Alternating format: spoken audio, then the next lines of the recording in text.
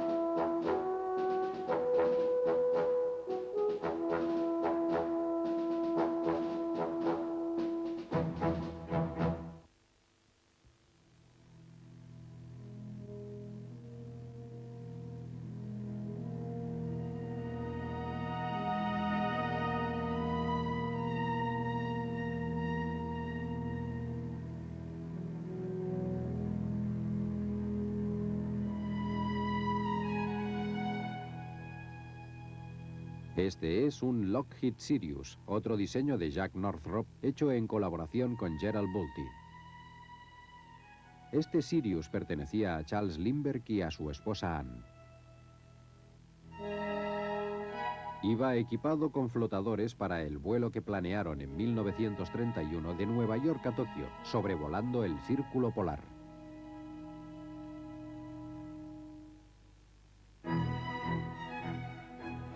La ruta del Círculo Polar es la distancia más corta entre dos puntos sobre la superficie curvada de la Tierra.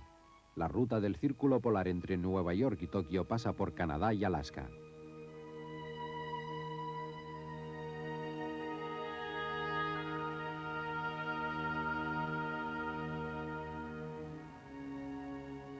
Anne Morrow Lindbergh no era una aviadora experta. Estudió el código Morse y cursos de radio para estar preparada para el vuelo.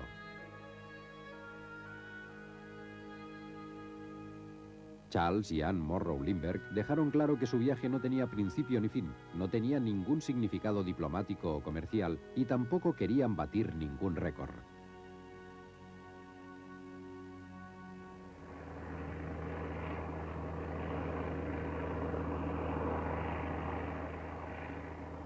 En realidad era una empresa de gran riesgo que exigía mucho valor y experiencia. También era importante como exploración de futuras rutas aéreas.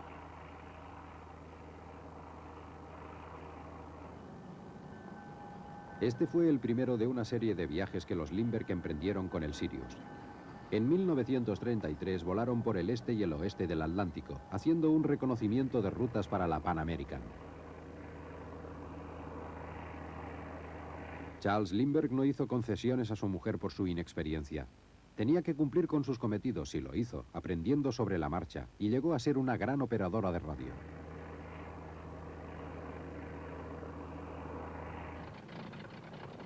Los Lindbergh llegaron a Tokio a bordo del Sirius en septiembre de 1931.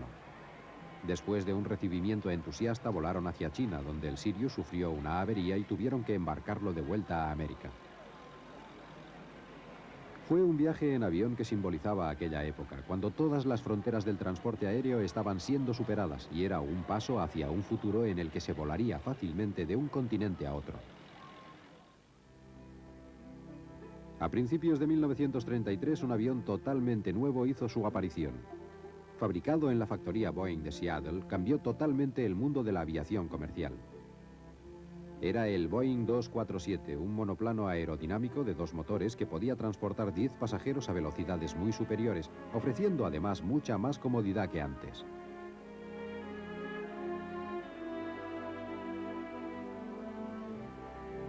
El 247 fue seleccionado entre varios proyectos diseñados por la Boeing para iniciar una nueva generación en el transporte comercial. Incluso antes de que saliera el prototipo, la empresa hermana de la Boeing, United Airlines, encargó 59 247 esperando tomar así la iniciativa en la industria de las líneas aéreas. Los 59 aviones tuvieron un coste de 4 millones de dólares, una suma enorme en aquel tiempo. Los motores los fabricó la Pratt & Whitney y los propulsores la Hamilton Standard. Ambas empresas pertenecían al grupo United Aircraft. El encargo de United Airlines copaba durante un tiempo la producción de Boeing, el suficiente para tomar ventaja sobre la competencia. Ninguna otra compañía aérea podría encargar 247 hasta que la United dominara el mercado. El entusiasmo de la United por este avión parecía tener fundamento. La Boeing garantizó una alta velocidad y un interior confortable, con aislamiento térmico y sónico. Cuando empezaron a volar los primeros 247, se comprobó que cumplían lo prometido por Boeing.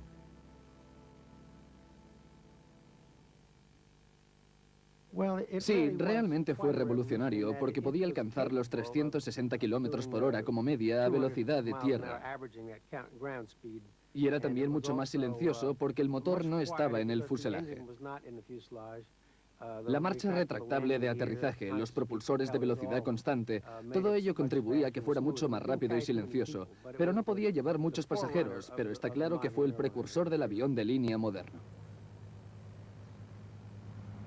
El 247 hizo su primer vuelo transcontinental el 12 de junio de 1933. Lo que el trimotor de la TAT hacía en 48 horas con la ayuda de los viajes nocturnos en tren, el 247 podía hacerlo solo en unas 20 horas. Por aquel entonces ya había 32 247 en funcionamiento y la gran apuesta de la United parecía estar dando sus frutos. Los pasajeros estaban encantados con su velocidad y comodidad.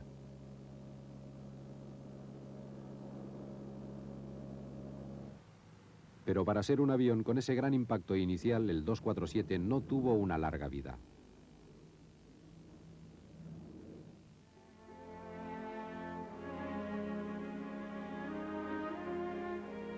Este es uno de los 4 Boeing 247 que todavía existen. Fue restaurado por el Museo de la Aviación de Seattle. Cuando se exhiba será una muestra tangible de uno de los grandes logros, aunque fugaz, de la historia del transporte aéreo. Al diseñar y fabricar el 247, la Boeing tomó una importante decisión, apostando por un avión de tamaño mediano, ya que tenía unos costes de operatividad más bajos y una velocidad superior. El consumo de combustible del 247 era de 1.360 litros por cada 1.600 kilómetros, cuando el Ford trimotor en la misma distancia consumía 2.600. Pero su breve carrera fue debida a su capacidad mínima de 10 pasajeros y su carencia de posibilidades de expansión. El interior de la cabina era estrecho y los pasajeros que querían caminar por el pasillo tenían que sortear el larguero del ala en el cantilever. El modelo D, más rápido y con una serie de mejoras, salió al año siguiente, pero las mejoras no eran suficientes y llegaron demasiado tarde. Su mínima capacidad no fue la única razón para que dejara de fabricarse. La estrategia de la Boeing y la United Airlines de reservarse el 247 solo para ellos no funcionó. Le salió el tiro por la culata. Donald Douglas, a la derecha, se convirtió en una primera figura de la industria de la aviación americana en 1921, cuando creó su empresa aeronáutica en Santa Mónica, California, y empezó a fabricar una serie de excelentes aviones, el Douglas Wall Chrysler entre ellos, que fue el primer avión que voló alrededor del mundo en 1924. La hija de Donald Douglas, Barbara, creció a medida que la empresa de su padre se ampliaba, al tiempo que aumentaba su reputación como fabricante de aviones. La casa de los Douglas en Los Ángeles era visitada frecuentemente por un pequeño círculo de hombres cuya visión dirigía los destinos de la industria aeronáutica en América. Bárbara llegó a conocerlos y a admirar su dedicación a la fabricación de aviones. Eran americanos muy conscientes. Vieron que había que hacer algo. Tenían que construir el futuro. Este era un modo de transporte del que el mundo podía disfrutar, no solo ellos. No sé, quizá es la sangre escocesa.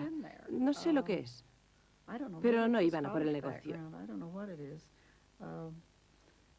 Mi padre me contaba que al principio todos sus contratos con los militares, hablo de antes de la Segunda Guerra Mundial, eran con un apretón de manos.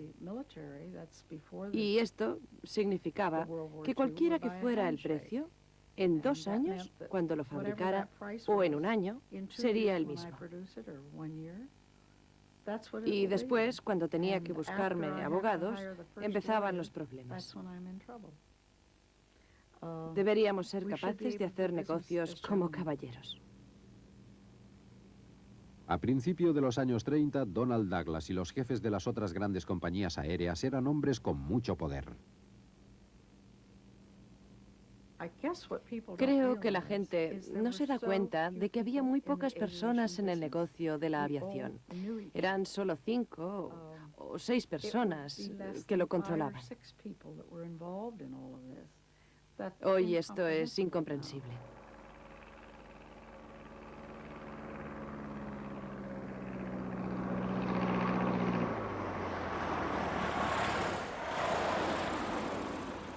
En muchas pistas de aviación de todo el país, la gente que podía permitirse el lujo de tener monoplanos con cabina o biplanos deportivos de finales de los 20 y principios de los 30 practicaban la aviación como entretenimiento.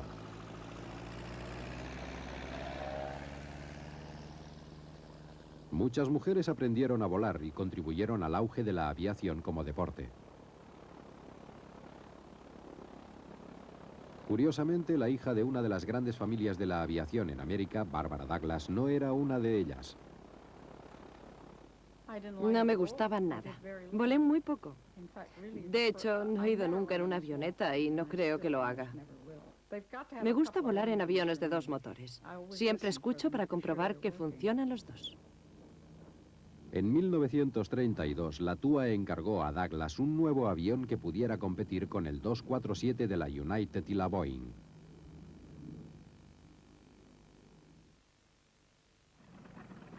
Douglas fabricó entonces el DC-1. Podía llevar 12 pasajeros, 2 más que el Boeing 247. Solo fabricaron uno. En 1934 dio una idea de cómo serían las cosas en el futuro. Distribuyó el correo a través del continente en solo 13 horas, 5 horas menos que el récord existente. Le sucedió el DC-2, que podía transportar 14 pasajeros. El primer DC-2 voló en mayo de 1934, justo un año después de la presentación del Boeing 247. El DC-2 apareció en un momento crítico. A principios de 1934, el nuevo director de correos tuvo que responder a las acusaciones de connivencia entre las líneas aéreas para negociar los contratos. Como resultado de ello, el presidente Franklin Roosevelt anuló todos los acuerdos existentes. Fue un duro golpe para la industria aeronáutica. Cuando el ejército aceptó hacerse cargo del correo, varios pilotos de la Armada fueron asesinados. El servicio acabó siendo restituido a las compañías aéreas, pero se redujo la subvención para el servicio de correos y se abolieron los holdings de grandes empresas.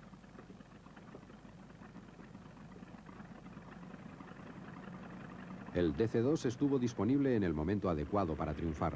A mediados de 1934, Douglas tenía encargados 75 aviones. Barbara Douglas tuvo que bautizar a algunos de ellos.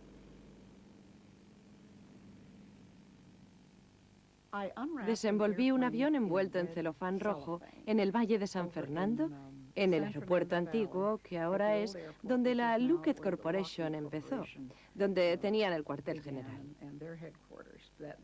Esta pista, no me acuerdo del nombre. Bueno, da igual. Ahí estaba el avión y estaba completamente envuelto en celofán rojo. Creo que es un avión de la TUA. Creo que no se ha vuelto a hacer nada semejante, pero era diferente de los bautizos con champán. En los años 30, una de las figuras más pintorescas de la aviación fue el coronel Roscoe Turner. Era famoso por sus hazañas en el aire y también por su cachorro de león llamado Gilmore, que llevaba el nombre de uno de sus patrocinadores.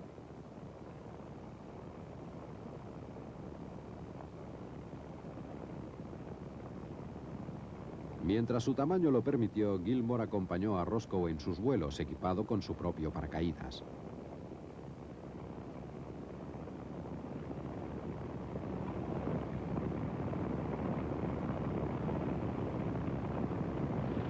We had a very nice trip, although we had considerable storms.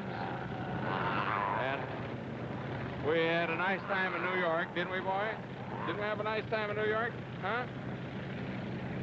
En 1934, el millonario australiano Sir Macpherson Robertson organizó una carrera. Había que cubrir 18.600 kilómetros desde Inglaterra a Australia.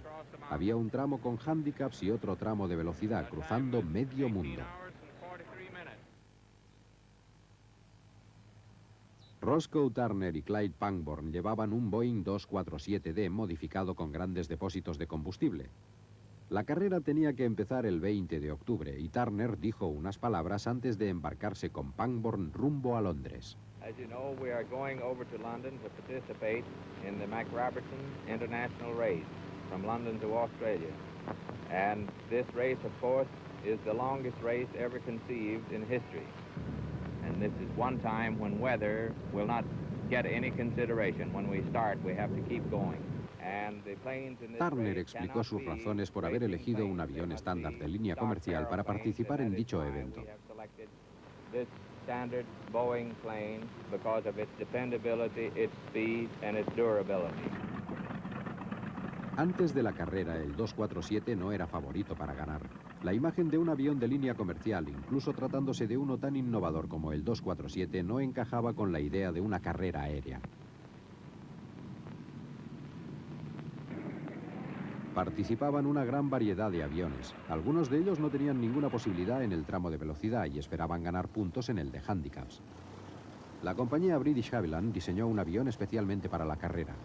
Fue el Comet. Uno de los 3 Comets participantes fue pilotado por Scott y Campbell Black.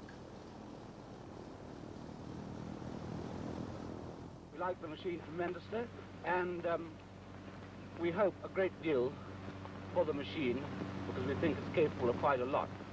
We haven't done very many tests on it yet, but we're very full of hope. La americana Jackie Cochran volaba en un Grenville Brothers GV de un solo motor. We're having difficulty with the flaps on the airplane.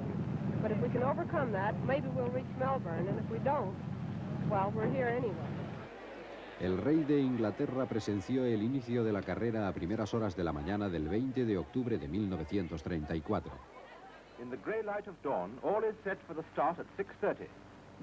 A las 6:30 de la mañana despegó el primero de los 3 Comets británicos.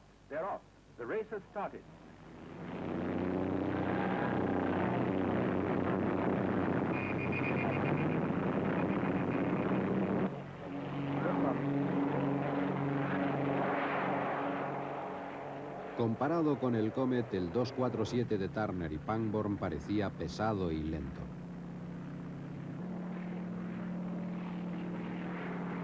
Otro avión comercial americano participaba en la carrera bajo el nombre de la línea aérea holandesa KLM. Era el nuevo Douglas DC-2. El GV de Jackie Cochran era rápido, pero tenía problemas de seguridad. Jackie abandonó la carrera en Rumanía.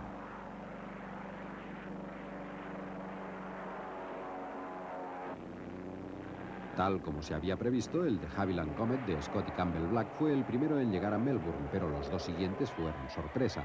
Eran los aviones de línea, el Douglas DC-2 de la KLM y el Boeing 247 de Roscoe Turner.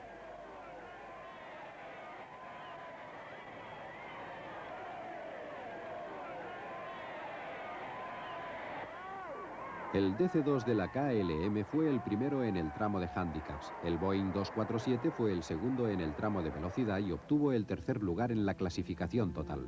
Un periodista inglés destacó la importancia del rendimiento de los 2 aviones de línea americanos. Dijo que América tenía en aquel momento cientos de aviones comerciales estándar con una velocidad máxima muy superior al servicio regular de la Royal Air Force británica. Pero aunque el 247 ofrecía un rendimiento espectacular, había sido derrotado por un rival directo. Su breve periodo como avión de línea más rápido del mundo estaba a punto de llegar a su fin.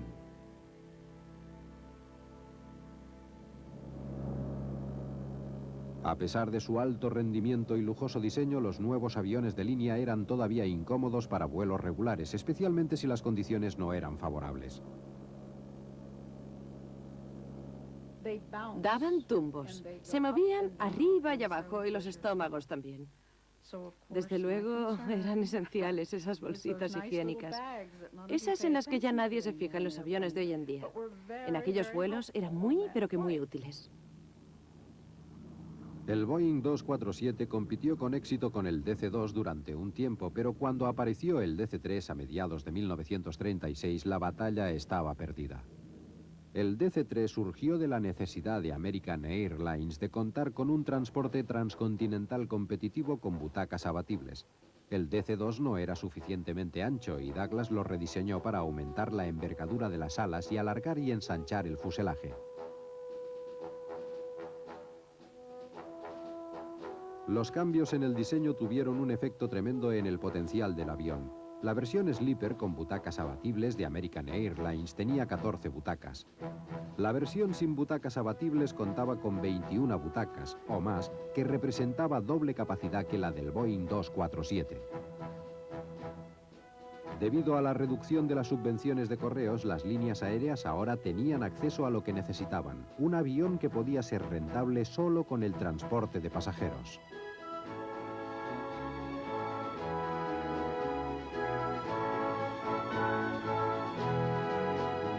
El último oprobio para la Boeing ocurrió en 1936. United Airlines ya no estaba aliada con Boeing.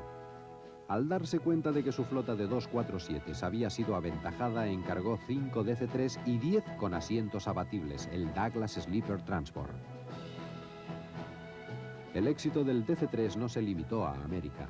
Douglas ya había conseguido ventas internacionales sustanciales con el DC-2 y ahora con el DC-3 las demandas le llegaban de todas las partes del mundo.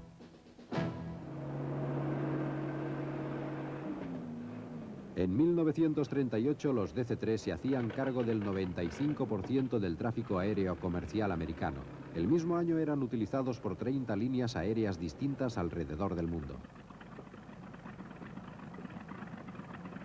En 1939 los DC-3 se hacían cargo del 90% del tráfico aéreo internacional. Su potencial fue reconocido por los militares y se fabricaron a gran escala para el ejército y se hicieron famosos con el nombre de C-47.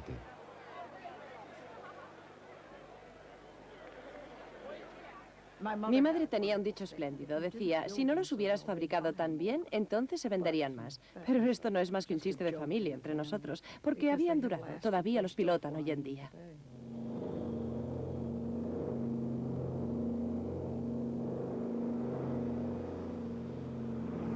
Cuando se detuvo la producción en 1947, se habían fabricado más de 1.300 DC-3 entre los modelos civiles y las versiones militares.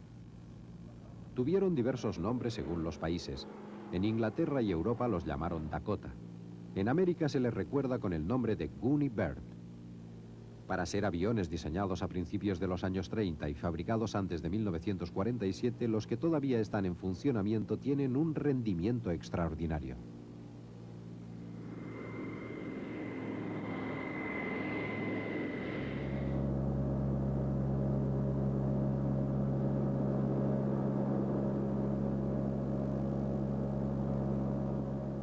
Esta demostración la realiza la Asociación Dutch Dakota, una de tantas organizaciones alrededor del mundo dedicadas a mantener en funcionamiento este gran avión.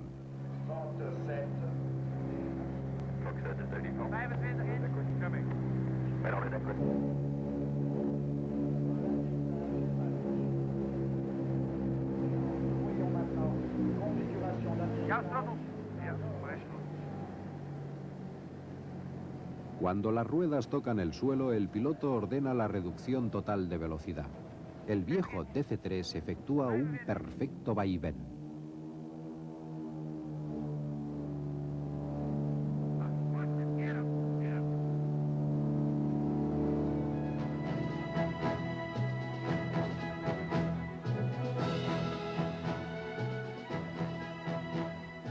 El DC-3 es uno de los aviones más importantes de la historia de la aviación.